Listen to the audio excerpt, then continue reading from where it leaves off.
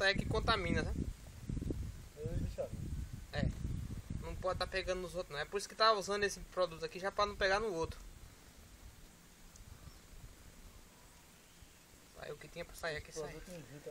É. O que é isso aí, galera? Descendo vermelho. É o. Por conta da inflamação, já é sangue pisado aqui já. É sangue mesmo. Pegou por aqui.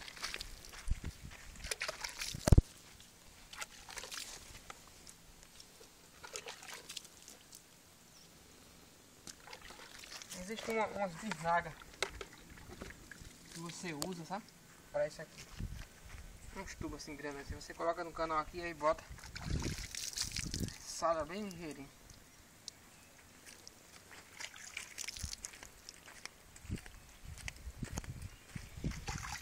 Já tá outra coisa, né, galera? É, não, o peito murchou, né? Que saiu tudo que tinha. Saiu tudo que tinha já aqui, ó. Além de já.